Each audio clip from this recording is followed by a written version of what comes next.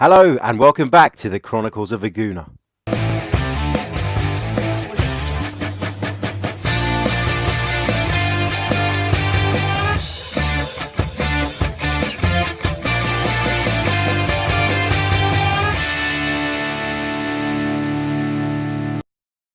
Hello and welcome back to the Chronicles of a Gooner, the Arsenal podcast brought to you by AMS Media. As ever, I'm your host, Harry Symeou. A big good morning to everybody who's currently tuned in, watching us live, and a big hello to everybody listening back later on or watching us back on the replay. Arsenal are through to the FA Cup semi-finals for the 30th time. Arsenal, the most successful club in the competition's history, and we are back where we belong in the last four. Of course, we've been drawn against Manchester City, which is not ideal. Of the other three, I guess, of the other two, they're the ones that we didn't want to face for sure, particularly after the way they took us apart very, very recently. So it's not ideal, but we are in the last four, and we should enjoy this, and we should take encouragement from it, and we should just be happy as football fans that we've reached the last four of the FA Cup again. And I've seen a lot of, but we're going to get battered in the next round and all of this sort of attitude. Maybe that is the case, but for now, let's just enjoy it. Arsenal went to Bramall Lane, a really, really difficult place to go. I know the crowd is not there, but we spoke about it in the build-up. Sheffield United have been a very, very good and effective side this year under Chris Wilder, and given the way we'd come back after the restart, 2 defeats, and then of course we got that winner at Southampton, which was by no means spectacular, but we got over the line anyway. Everybody was worried about this trip to Sheffield United. Many people feared that we'd be dumped out of the cup, and that wasn't to be the case. I'm going to take you through the game, share some of my thoughts on it, and see what you guys have to say as well in the comments section. And of course, if you are watching back on the replay, you can leave us comments there as well, and I'll be sure to pick those up as soon as possible. Let's start off by looking at the Arsenal lineup. It was Emi Martinez in goal as expected. Back three in terms of the central defenders was Shkodran Mustafi, and David Luiz came back in the middle of that trio alongside Seya Kolasinac. So I think many people expected probably Tierney to stay in that left centre-back role. There was a shout that maybe Rob Holding would be back in the team, but we knew there was going to be rotation given the quick succession of games that we have at the moment. Of course, we face, we play another game, on Wednesday at the Emirates Stadium. So it's all very back-to-back at the moment. And Mikel Arteta is going to have to chop and change and switch up that squad to keep people fresh and prevent the injuries that we've seen so far that have been a real problem. In the right wing-back position, it was Ainsley Maitland-Niles, no Hector Bellerin. He was left on the bench. And Kieran Tierney got the nod at left wing-back, which is a role that I feel is far more suited to him than playing in the centre of the defence. So it was good to see him getting a nod in that role. In the middle of the park, it was Granit Xhaka and Joe Willock. Granit Xhaka being in the team again, again highlighting how important Mikel Arteta believes he is to the way this midfield works and the way that the team operates. And then it was a front three of Nicolas Pepe, Bukayo Saka and Alexander Lacazette. The subs bench was Nketiah, Holding, Ceballos, Socrates, Aubameyang, Bellerin, Macy, Nelson, Smith. So Aubameyang being left out as well. But again, for me, it's purely down to rotation. There's no footballing reason to leave Aubameyang out, so I wouldn't worry about that at this moment in time. Interestingly, though, no Mesut Ozil. He was complaining of a back problem, missed training on Saturday. So Ozil wasn't involved in the squad. And again, there was still no place for Matteo Guendouzi. Now, there's been a lot of talk about his situation in the last week or so. We've been discussing it on this show. We spoke about it in detail with Dan Potts in the preview show ahead of the Sheffield United game, and it seems as though Mikel Arteta is making a real point here with Matteo Guendouzi. He wants to make it clear that he will not tolerate the kind of attitude that he has seen from Matteo Guendouzi. And let's set the record straight. This is not solely about what happened at Brighton, the incident involving the young Frenchman and Neil Maupay. This is about the attitude that he's been displaying behind the scenes We've heard from various sources that there have been a couple of training ground rows since Mikel Arteta arrived, and that he's been caught sort of mocking the boss, um, when going through video footage, and that's just not on. Particularly when you haven't made it yet yourself. It's wrong in every way, and I'm glad that Mikel Arteta is addressing the issue. I don't know how long he can keep this up for, and how long it is right to keep this going for, because naturally Matteo Guendouzi is going to get fed up, and you have to weigh up the balance, don't you, between, do you value his talent so much that you are willing to give him another opportunity, or has the glass broke, I guess, in Mikel Arteta's case? I don't know. And I guess it's a situation that we're going to have to just keeping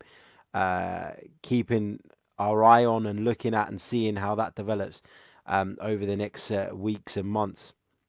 Right, let's go over to some of the screenshots from the game that I want to share with you as I take you through some of the key moments. Let's say a big hello actually to those in the comments. IE, good morning. How you doing, mate? Sam Greenwood says, you are on early. Yeah, I am, mate. We're bringing the podcast to you in the morning now, so that as many of you can tune in as possible throughout the day.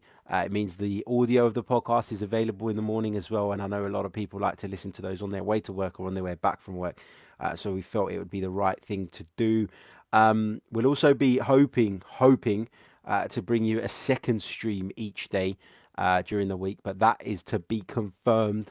But it looks like we're going to do that as well, so there'll be plenty more content coming your way. And also, if you want even more content, you can become a patron by heading over to patreon.com/the Chronicles of a Gooner. Right, let's get back to it.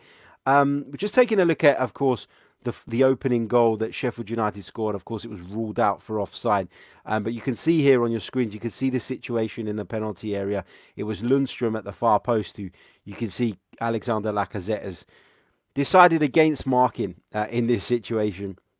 That nods the ball in, but you just see the ball come over, and you can see there's a couple of players going up in a tussle with Granit Xhaka, and you can see Kieran Tierney's almost been sort of moved out of the way of the challenge. But for me, Granit Xhaka, Arsenal need to be stronger in these situations. Now, I'm not going to sit here and pull Granit Xhaka's performance apart, because again, I thought he had a decent game. Again, I thought he highlighted why he is so important to this team. And according to WhoScored.com, Granit Xhaka was the man of the match with a performance of 7.5 out of 10. So, again, this is not a Xhaka bashing session. This is literally just an observation. Arsenal need to be stronger in these situations. But you can see that the Sheffield United man is almost riding on Xhaka's back to get that advantage in the leap. And that happens so often in the Premier League. And I get that it's difficult for referees to police, but he's clearly climbing on the Swiss international, and he gets the header back across goal. But it's from then on that the marking is really, really poor, isn't it? Unfortunately for Arsenal, as you'll see in this next screenshot, if you're watching us on YouTube. If you're not, don't worry, I'll be explaining these in detail. You can see that Lundstrom and McGoldrick are quite clearly offside when the Sheffield United player heads it back across the goal. And the VAR checked it. Unfortunately, the VAR was there because it wasn't given initially. And, people can speak about VAR and be critical of it and talk about how it isn't good and it disrupts the flow of the game, etc., etc. But this is exactly what VAR is for, to deal with situations like this where the officials have clearly made a mistake. And so I was glad to see them intervene there and ensure that Arsenal didn't go behind to an offside goal. Moving forward, Sheffield United, one of their biggest weapons on the day was the long throw-in. And we're going to come to the long throw-in again a little bit later on when we look at their equaliser. But it's something that Sheffield United have obviously identified as a way of getting at Arsenal. And you can see here when the throw-in comes in, again, it's a very flat delivery. It's into that near post area. It's almost like having a corner. Such is the accuracy and the trajectory and the power on some of these throw-ins that they are really, really difficult to get to. And you see here that Shkodran Mustafi just gets ahead to it. And as a result, the ball goes past Emi Martinez's goal and out of McGoldrick's reach. But it was pretty evident early on in this game that Sheffield United were going to start launching long throw-ins at every opportunity to try and make life as difficult as possible for this Arsenal side. Then we move on to Arsenal winning the penalty kick. And we see the build-up play here. And Arsenal were very much in control of possession at this stage in the game. But it was very non-progressive, if that makes sense. They were passing the ball from side to side. But at times you need to make that move and you need to try and play that penetrative pass.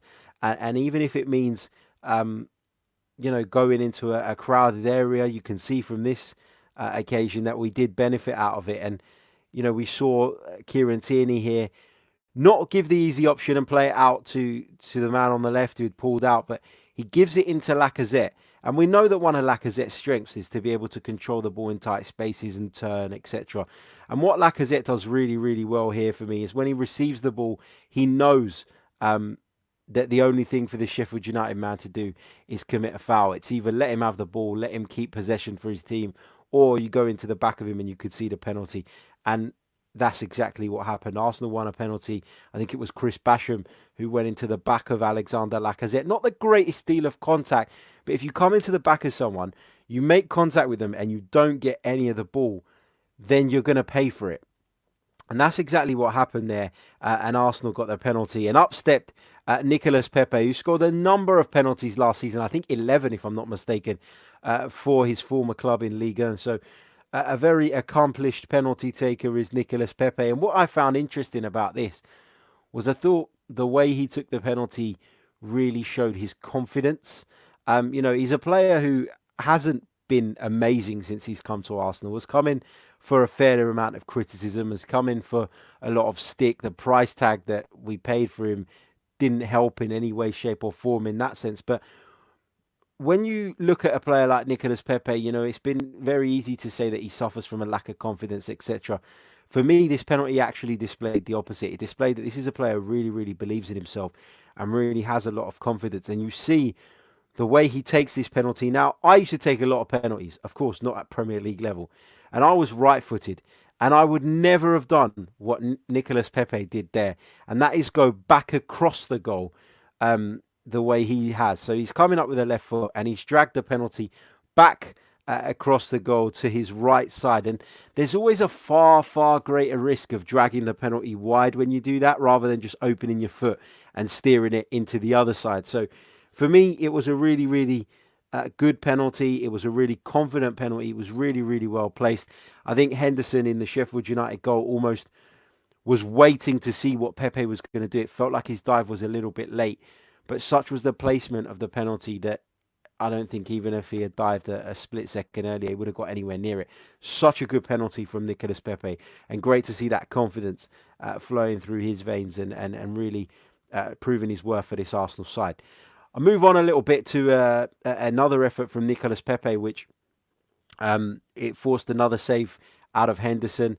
Really, really good work from him and Alexander Lacazette. And you can see here that the long ball comes forward and Nicolas Pepe goes up for the header. Now, what I like about this is Nicolas Pepe drifted inside to get his head to the ball. He's under the challenge from the Sheffield United defender. But in order for two forwards to link up, for me, they need to be close together. They need to be on the same page. And you can see that when this ball came forward, Nicolas Pepe got up in the air and Alexander Lacazette was very close to him. And that made this move possible. If I take it on to the next shot, Pepe's knocked it down. Lacazette's got it at his feet. And then Pepe's made that darting run inside, that diagonal run from the right flank infield, which will allow him to pick up the ball on his stronger left foot.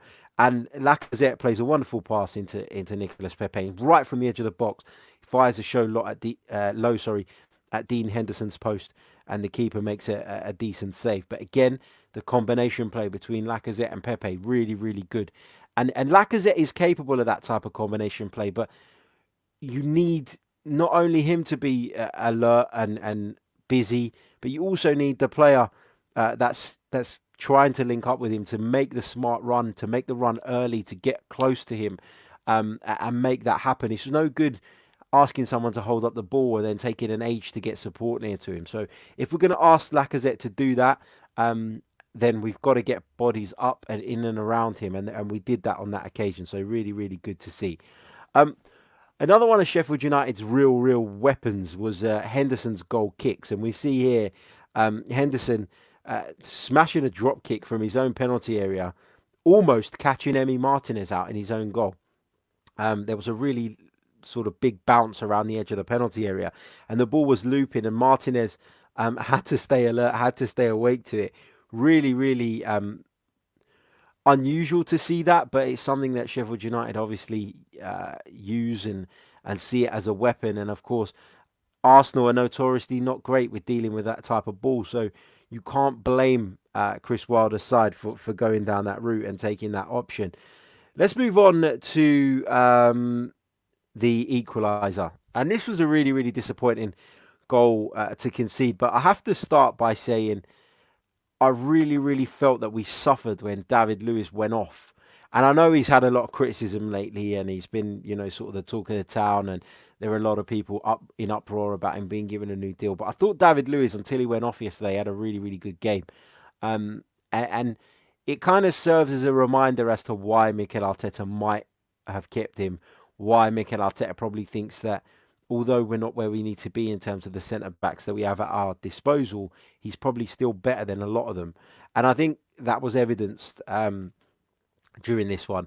And I think when he went off, we had a bit of a problem. I didn't think Rob Holding was particularly good when he came on.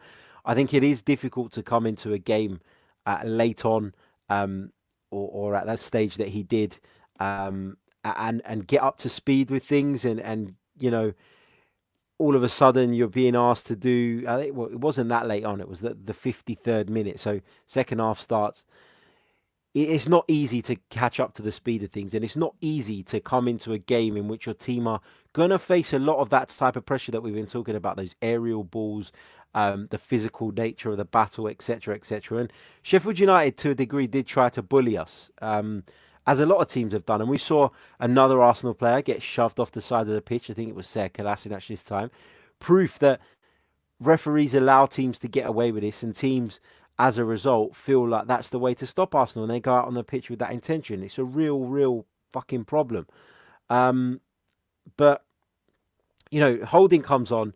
It isn't great. Let's be honest, and you can see here it's a throw-in for Sheffield United. Another one of those long throw-ins on that far side. The ball comes launching into the penalty area, and you see that the ball is up in the air. And for me, it is pretty basic stuff as a defender. You've got to deal with the ball at the highest point possible, and Arsenal didn't allow that. Arsenal didn't do that, I should say. The ball drops to Ser Kolasinac. He can't get his body sorted. He's in a bit of a mess. He's facing the ball, but Ser Kolasinac is he is very left-footed. The ball comes, it's coming almost towards his right foot. He just gets himself in a bit of a muddle, and he can't clear his lines, and it's into Rob Holding, and the deflection drops right into the path of McGoldrick, and Sheffield United are back on level terms. And at this point, you really, really feared for what the rest of the game was going to hold, because Arsenal are just, we've become accustomed as Arsenal fans in the last few years to look at this team and just, whenever something goes against us, just say, yeah, we're mentally weak, and that's it now, we're going to crumble. And the reason that attitude has come about is because that's been the case on most occasions. More often than not, Arsenal suffer a setback, Arsenal don't recover. It's as simple as that. And it's been a real, real concern. And so, having conceded that goal at the point we conceded it, and then having seen, because that goal was pretty late on, to be fair, 86th minute, having seen that goal conceded, and then the pressure that Sheffield United was starting to put us under, and they'd been doing it over a period of time, the long balls and the physical battles we keep talking about, it felt as though the game was getting away from Arsenal. And at that point, I'm not going to lie, my feeling was, let's just get to extra time now, and we can reset and try go again, because I was really, really concerned about the direction in which the match was heading. But to Arsenal's credit, Arsenal stepped up to the plate, and one man in particular stepped up to the plate, and that's Dani Ceballos. And let's have a look at the goal and the way it came about. And it came about from an Arsenal counter-attack in which Bukayo Saka carried the ball forward for the Gunners. And you can see, for those of you watching on the screen, you've got Saka in the centre circle with the ball. There's Nketiah to his left, Pepe to his right, and there are 1, 2, 3, 4, 5, 6 actually Sheffield United bodies running back, and all sort of in the vicinity. And Bukayo Saka does really, really well to carry the ball out for Arsenal here. And then he does really, really well to play it to Eddie Nketiah on the left. Now, Eddie Nketiah steps inside. And the key to this goal and the key to the whole attack working for me was the intelligent run that Bukayo Saka then made. Because what Bukayo Saka does here is he could demand the ball, and I'm sure he would have liked the ball had Eddie Nketiah chosen to play it to him. But Eddie Nketiah shows maturity as well here, because he just lets Bukayo Saka make that run into the space in between the two Sheffield United defenders.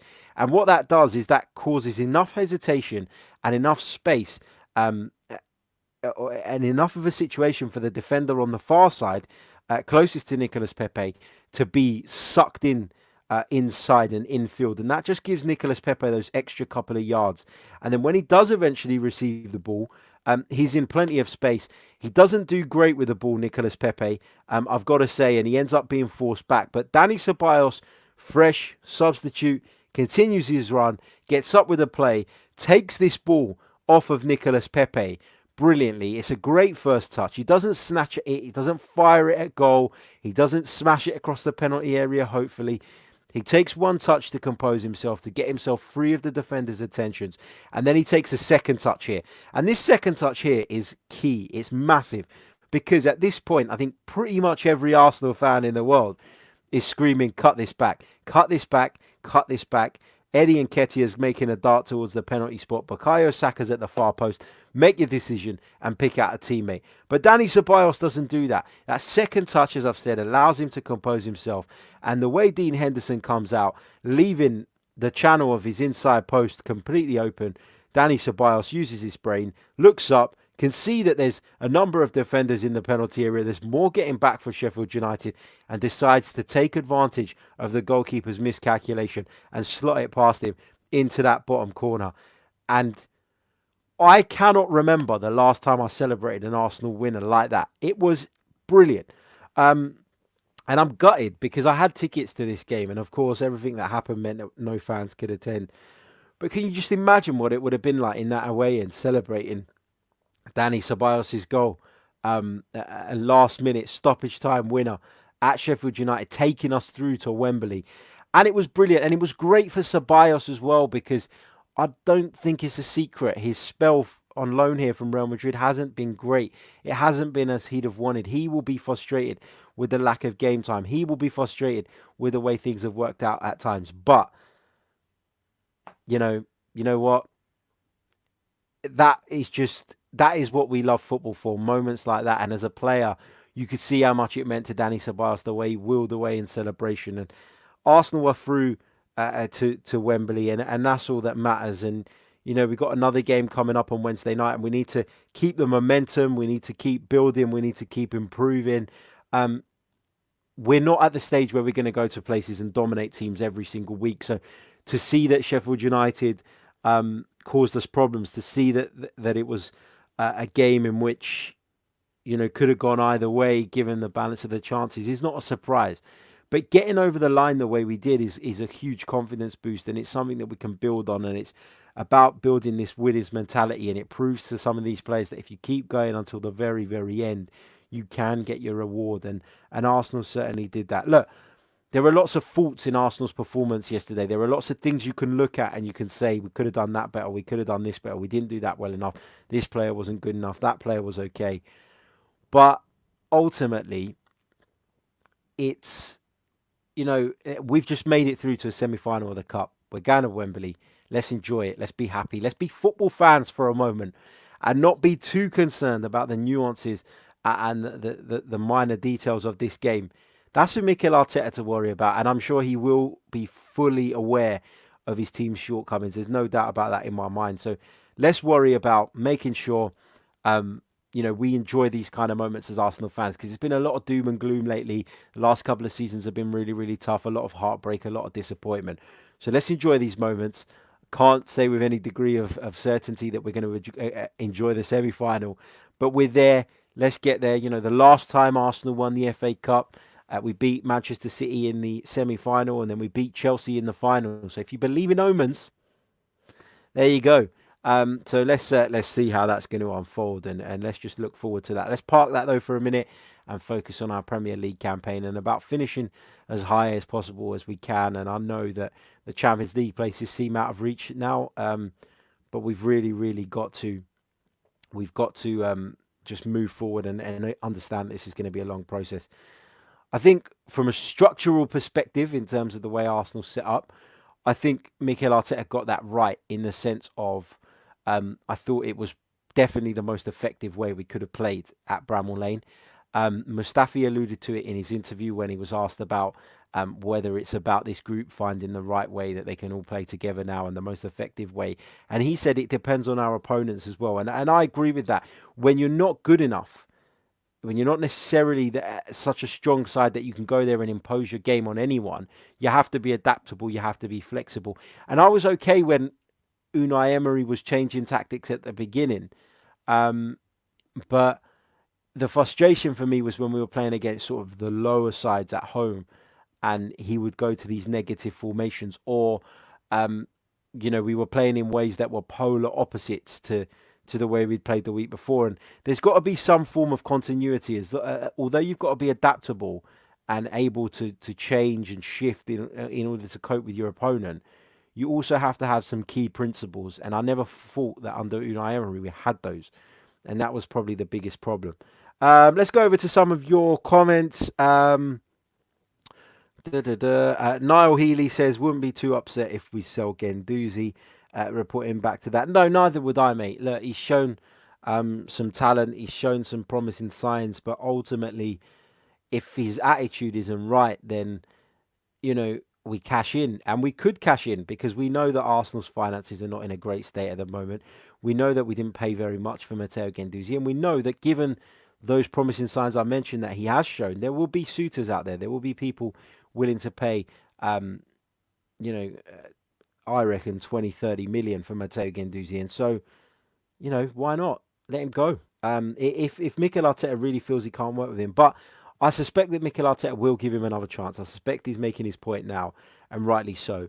And we'll see him back in the fold in the near future. That's just my gut feeling. Let's see what else we've got here. Sam Greenwood TV says, I liked our formation and tactics in the first half. It was the best we've played so far since the restart. We dropped intensity and let Sheffield United back into the game second half, but great to win. And I think you've summed that up perfectly, Sam. You've highlighted the positives. You've highlighted the areas in which we need to develop, but you've also enjoyed the win. And that's what, to a degree, as fans, we've got to do that, haven't we? When victories come along, we've got to enjoy them. Otherwise, what's the point? Like, it can't always be doom and gloom. It can't always be negative. It can't always be, oh, but we should have done this. Oh, but we should have done that. So that's absolutely spot on. Right attitude. Great stuff. Right, that brings us to the end of today's review show.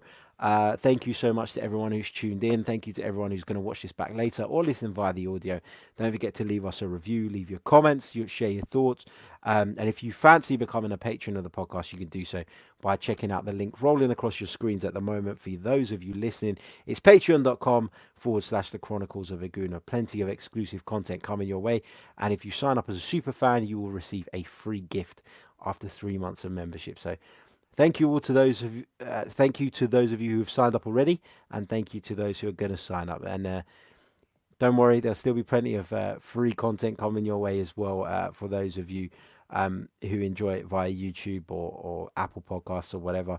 And as I've said all along, it's not compulsory.